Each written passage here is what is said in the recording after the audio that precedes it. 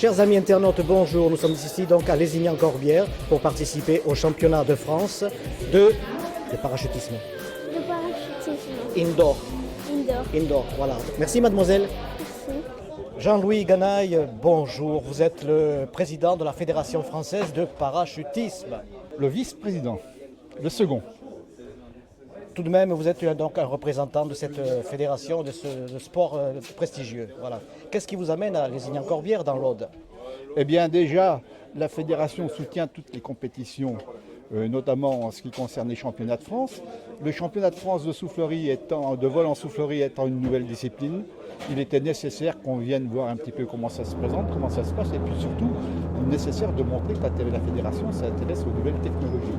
Voilà. Et puis en plus, étant de la région, je suis très heureux d'accueillir le championnat de France, si j'ose parler personnellement, dans ma région, puisque je suis de Montpellier, donc dans le Languedoc-Roussillon.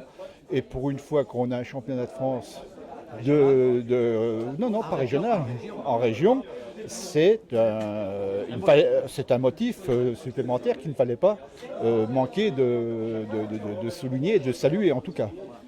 Donc cette fédération française parachutisme, donc, les jeunes qui viennent, enfin les jeunes et moins jeunes, puisqu'il y a de tous âges, qui viennent pour faire une compétition, sont bien sûr des parachutistes.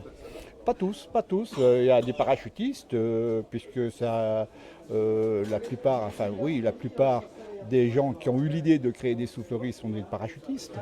Mais l'avantage de la soufflerie, c'est qu'on peut créer les conditions d'un saut en parachute qui nécessite un niveau physique intéressant, solide, mais qui permet aussi d'avoir des jeunes qui n'ont pas l'âge de sauter en parachute, de pouvoir intégrer les techniques du parachutisme à partir de l'âge de 12, 13, 14, 15 ans. Voilà.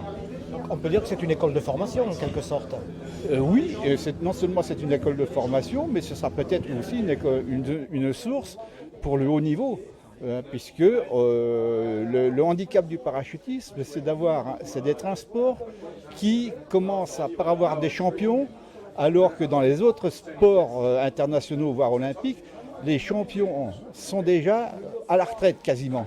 Donc ça permettra d'avoir des champions qui sont beaucoup plus jeunes et puis de faire connaître notre discipline à des tout jeunes des lycées qui pourront peut-être venir un jour dans un avion s'essayer au plaisir de la chute libre. Moi personnellement, je n'ai pas énormément de sauts, j'ai 4500 sauts, j'ai 49 ans de pratique, donc je connais le parachutisme. Voilà. Bon, mais c'est bien que vous me posiez la question parce que souvent les gens nous connaissent mal et se disent « Oh, c'est encore un vieux qui vient se... » Voilà. Bravo et merci. Vous êtes ici en tant que compétitrice pour les championnats de France et vous venez de Salon de Provence. Voilà. De l'école de l'air de Salon de Provence. Alors, qu'est-ce qui vous amène donc ici, bien sûr, à part la compétition? Vous êtes futur pilote, j'aimerais bien hélicoptère. On est en formation pour le moment, je suis en 3e année. Et donc on a monté une équipe avec des élèves de 3e année et de 2e année. Ces équipes sont au nombre de 4, je pense, c'est cela, pour être compétiteurs dans ces genres de manifestations. C'est ça, on est 4 dans l'équipe, donc on est 3 élèves et un moniteur de sport qui nous accompagne et qui est notre coach d'habitude. Et bien entendu, vous avez peut-être déjà pratiqué le parachutisme? Oui, on fait du parachutisme à côté, on a notre équipe de parachutisme aussi. Pas beaucoup de sauts, on a 150 sauts à peu près. Voilà, alors vous êtes venu dans l'esprit de compétition et puis peut-être de gagner? Oui, peut-être de gagner. Oui. Et vous êtes donc venu avec vos compétiteurs que vous allez nous présenter Oui, les compétiteurs. Donc il y a Roman.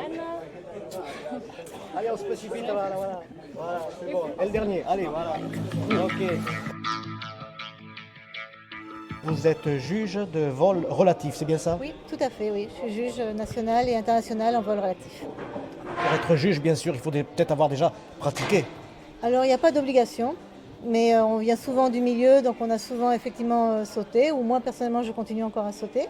mais on peut très bien se lancer dans le jugement sans avoir pratiqué ou pratiqué en tout cas cette discipline en compétition par exemple. Alors là, en ce moment, on voit les compétiteurs en train d'évoluer.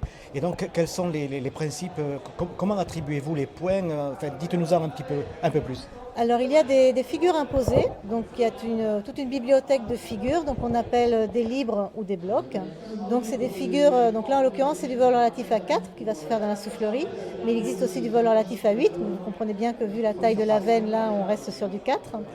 Donc ces figures font des points, donc c'est des figures, donc chacun doit s'accrocher en formant une étoile, une vis, enfin il y a plein de, chaque figure a son nom et ses particularités. En fait, c'est une chorégraphie.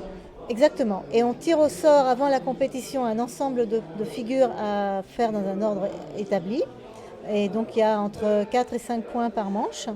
Et quand donc les compétiteurs ont 35 secondes de temps de travail, et on déclenche donc le chrono dès qu'ils commencent à lâcher la première étoile, en l'occurrence en soufflerie, et il faut qu'ils enchaînent ces 4 ou 5 points. On vérifie la propreté d'exécution de chaque point, s'il y a des lâchers bien faits entre chaque point, ça compte aussi. Et après, on attribue les points à chaque équipe sur une manche. Alors donc là, on est sur la fin. Hein. Donc sur 2 jours, il y a 19 équipes qui ont concouru donc pour le titre de champion de France. Il y a 2 types d'équipes. Il y avait les National 1 et les National 2. Sur le nombre d'équipes, ça fait à peu près une centaine de participants, c'est ça? Oui, tout à fait. Donc 96 participants. Il y a 19 équipes. Et bien sûr, les régions de France sont représentées. Presque toutes les régions. Donc les équipes qui sont ici sont celles qui ont été sélectionnées pour participer donc à ce championnat. Alors quand on se trouve par exemple en Bourgogne et qu'on n'a pas de soufflerie, comment fait-on pour s'entraîner?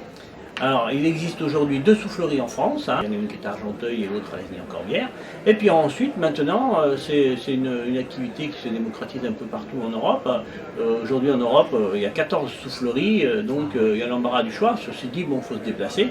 Mais comme tout sport, eh bien, on est obligé à un moment donné de faire des kilomètres.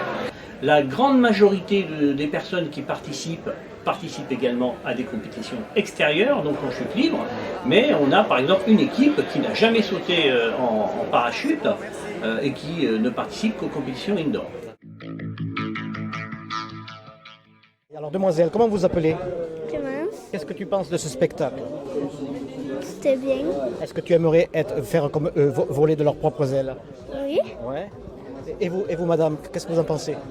Mais j'ai été impressionnée, j'ai apprécié, voilà, je découvre. Oui, parce que vous habitez dans la région et c'est une découverte, n'est-ce pas? Tout à fait. Voilà. Je n'étais jamais venue. Voilà. Et votre mari est un petit peu pensif, c'est normal? Oui. Oui, bon. Oui. Moi, je connais un peu, j'étais déjà venu, mais c'est pas mal, c'est bien.